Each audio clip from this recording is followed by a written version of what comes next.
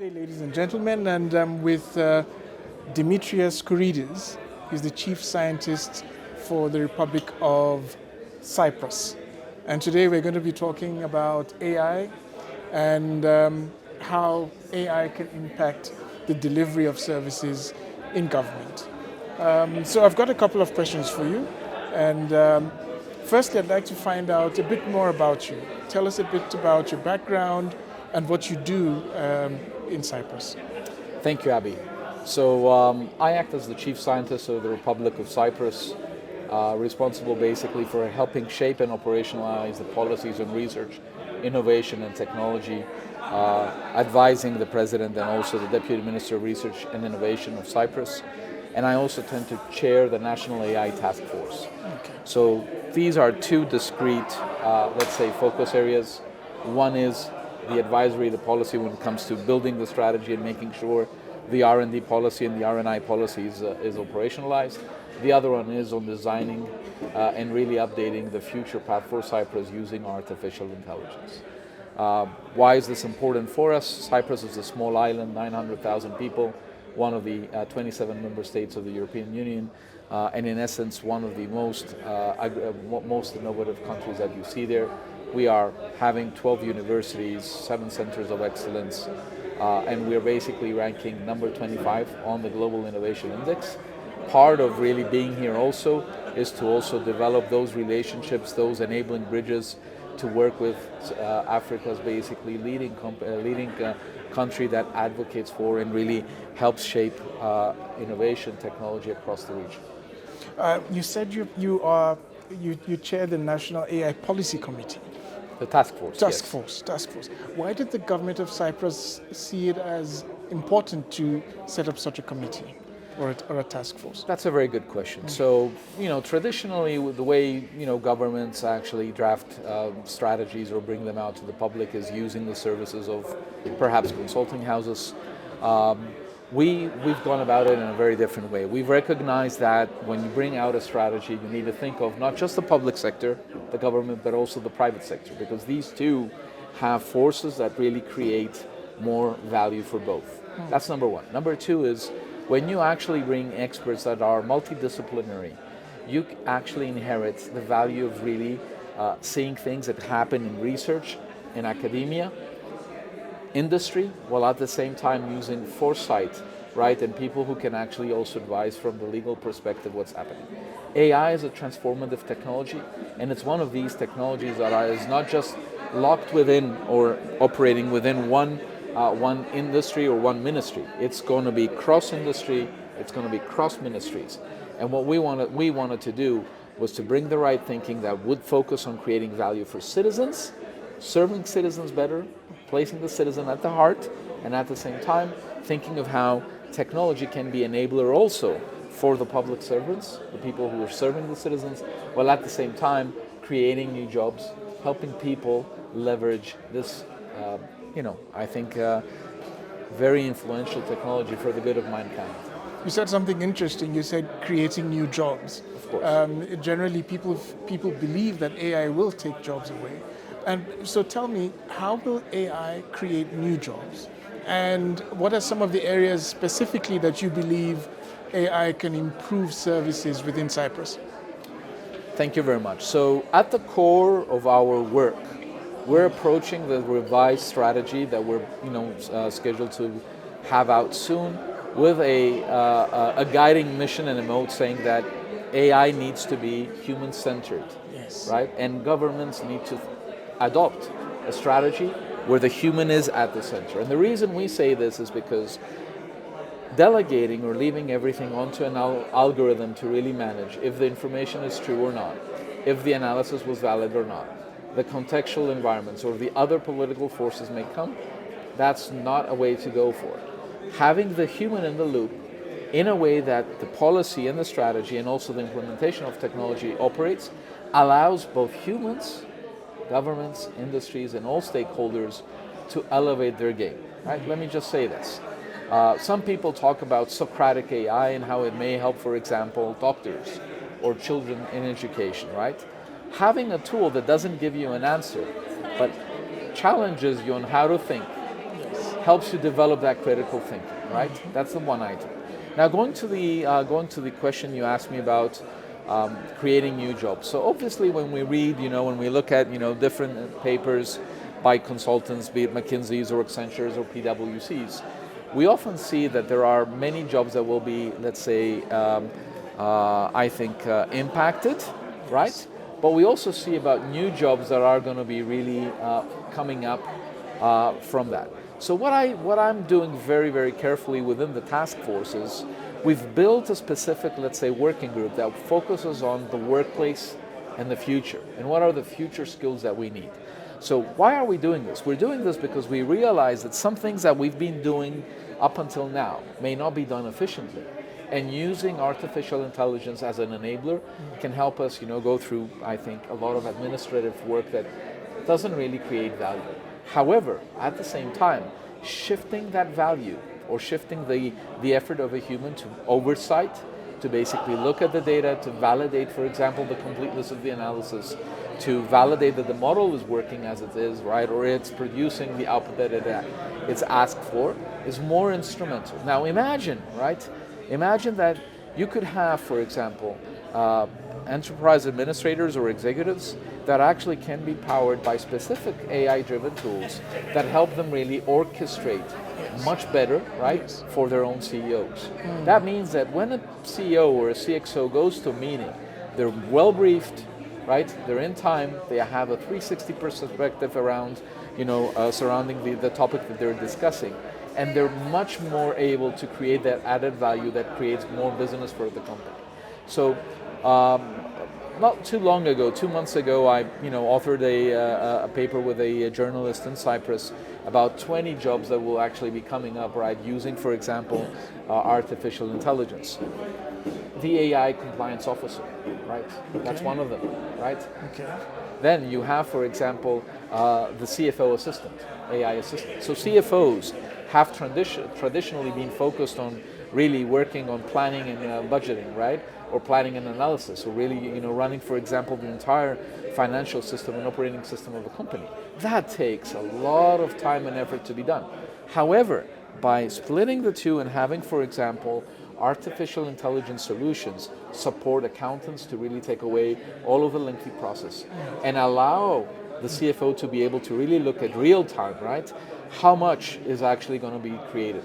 What's the rolling budget that we need to have? How can I actually double my business next year? How can I actually invest in the right place, right? And what are the things that I need to look at?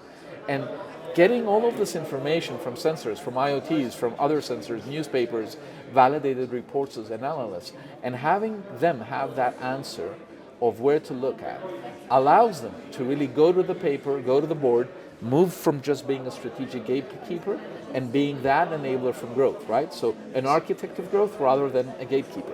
And this is the same, right, with many types of industries out there. You have, for example, an HR officer and an executive assistant who are supporting, let's say, 3 CXOs, and the 3 CXOs are traveling extensively. Maybe somebody doesn't pick up that the person is going to travel to a country where they need a vaccination, right? But how would a secretary know if my vaccination is up to date or is current? They wouldn't. Having a secretary, having tools that can help her go through this amount of complexity in no time and serving the business where it adds value, that creates value. So, we see all of a sudden, we're seeing, for example, artificial intelligence create value, for example, in the legal domain or in the justice system. For lawyers, right? Proofreading, drafting contracts, being able to see if something is compliant or not. That doesn't take away the job of a lawyer. It makes it even more important because a lawyer can actually shrink the time they have into seeing a customer, serving that customer, right? And that results in better customer experience. So the reason I feel that personally, and I'm very optimistic about artificial intelligence, that it's going to add value, is mainly because it's a tool that can scale fast, so we can really personalize and we can give this personalized treatment to many more people at the same time. But at the same time, by bringing the human in the loop, we make sure that we make every interaction ethical, transparent, no bad intentions. At the EU, we have a framework. We call it the EU AI Act, which is a guiding framework for how member states basically adopt artificial intelligence. And within the EU AI Act, there is a classification of risk management for artificial intelligence. So we're not allowed to, or we shouldn't be, for example, scoring people and algorithms and making sure that we make, for example, decisions based on scoring. However, if you're basically going to be using artificial intelligence for identifying fraud, yes, you can, right? Now, identifying fraud within healthcare, within public sector, within finance is a very time-consuming and intricate job. Are you going to take away the job of the analyst? No. But you're going to give them tools and superpowers that they can really change the world. And if you go back to a series called Dr. House, right? Just imagine that every doctor out there right now with artificial intelligence and the diagnostic capability he has can actually tell them more or less there's a 60, 70, 80, 90, 100% that this patient may require one more test or may not require because these symptoms look the same. Wouldn't you want to have somebody who has that knowledge in your pocket who can actually give you all of the information you need for you to make a better decision? That's why artificial intelligence can be a game changer. Because using the speed and the processing power, we can move humans much closer to making decisions that require judgment, making decisions that create value. And every one of these professions, be it the secretary, the assistant, the co-worker, the lawyer, etc., does that. So, yes, while we try to get to the next level in terms of productivity with AI, there are certain risks involved. Now, I'd like to get your thoughts on regulation within the AI space. As countries, we want to be competitive. So now, if we regulate too tightly, our competitors might not be as strict with their regulation, and that they could advance far ahead of us because we are so strict in terms of our regulation. So I just want your general thoughts around regulation and what government should be thinking about when coming up with regulation for AI. thank you very much. I'll build upon what I shared earlier on around the EU AI Act, which is like a guiding framework and the lighthouse for us in Europe, right? So we don't view regulating or putting the structured framework around AI as a means of creating a disadvantage. We view it as a means of really creating the level of transparency, the level of confidence that we need to be able to trust the system, to reduce the bias, right, and to basically help it develop. And the reason I'm saying this is artificial intelligence and machine learning models will learn from data. The fundamental challenge we have is that we have so much data that is siloed. We don't know the quality of the data, we don't know where it is, where it came from, and we don't know if the models are trained for a specific purpose given the data that is there. So regulating artificial intelligence makes sense, it's the right direction of travel. However, one must always have the balance and really select, right, where we have increased, let's say, controls and policies to manage that risk. At the EU level, for the use cases that are highly critical or very critical in terms of data that is going to be used because of violations or the potential violation of GDPR laws, we basically have additional requirements to make sure that the risk can be managed. Right? And when it says, show me how the algorithm works, show me how the algorithm makes that decision, and let's make sure that we understand how did it get to this outcome versus the other, right? So having a proper risk management framework in place allows a government to be able to balance between the two without really hindering innovation for the sake of speed or innovation for the sake of risk, vice versa. So I think we need a balanced approach. In our perspective in Cyprus, we are basically adopting the EU AI Act. There is a risk management framework that is an international standard. It's called the ISO 42001, which basically is a standard, let's say, framework that identifies how to manage the risk, and it complies almost with the standard, and it creates, I think, that valid framework. So answering your question, There are some areas where we don't want to go with AI because of human ethics. But when you factor in as part of the adoption and the regulation, ethics, safety, privacy, security, and innovation, we can actually achieve much more. Fantastic. Okay. And in closing, you are part of the National AI Policy Taskforce. And what are some of the key learnings that you have come out with as part of that task force? Or should I say some best practices that other governments could take on? Thank you. So at the National Task Force, what we've realized is that AI adoption in Cyprus could have a tremendous impact very early on, right? And it's important for one to really look at where could the value be proven first before you actually go create a strategy that will really do everything.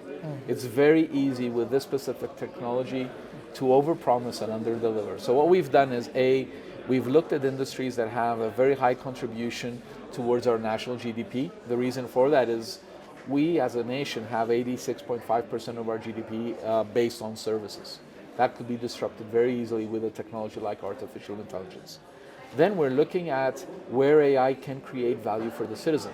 Example I shared before, AI in for example, supporting diagnostic healthcare is a tremendous enabler, right?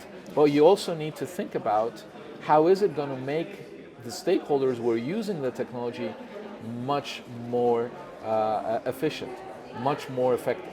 So having conversations with stakeholders, meaning the bodies, the unions, the committees that are involved in each specific area, is a discussion that can actually go very well when you actually focus on three things.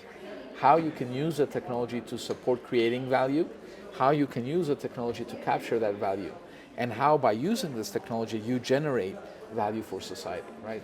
So imagine if a doctor has access to a tool like this, and if a citizen has access to a tool like this before you're not feeling well and you want to visit, for example, an ER, and you're authenticating through your app, the government knows who you are, it has your healthcare record, and you're basically, you have that interaction with the conversational or a system that is basically your mobile, let's say, counterpart with the government. And you tell them, hey, I'm having A, B, C, D symptoms. And you said, well, hang on for a second. And 10 seconds later, they tell you, you're going to go to this hospital, and this is your barcode. You're going to be visited by this hospital, this doctor, because we really feel that you need to have an access to a cardiologist. That reduces wait time. That reduces, right, the time that a patient is going to be suffering. But at the same time, it helps doctors who really, when they see citizens under extreme, let's say, conditions, when they have to make decisions that rely on 1 second to another, right? How to really put the picture all together. So the best practices I would advocate for is look extensively at what technology can do for you. Look at areas where artificial intelligence can enable you to really create value. Start with lower hanging fruit that basically can create that value. You can always, look at, contract processing or knowledge management and FAQs or interactions with citizens, right? And then move to other use cases where you have more advanced items that are there. But always look at the use case from a perspective of how does it create a better life for the citizen, a better life for the companies that actually choose to operate in a country, and eventually, right, seeing how that can be captured and returned back. Imagine if we look back 2004, Greece won the Euro. Since then, the amount of data has actually increased more than 18,000 times. Now, when you think about that, the number of hours in a day, the number of days in a month haven't changed. Yet we're all asked to do more with less resources. Wouldn't a technology that is an enabler help you have a better work-life balance? It would. So ending with this, I'll just say that Cyprus has a phenomenal ecosystem. We are actually building a lot on innovation. For our partners and people who choose to actually look at us, we essentially have an IP box tax of 2.5%, and we do invest a lot in R&D. R&D is discounted at 120%, and we actually are advising our own ecosystem to work with partners abroad to really create the future. And I think our AI ecosystem will be growing fast. Thank you. Demetris, Thank you very much for your time. You're welcome. Thank you. Thank you, Abby.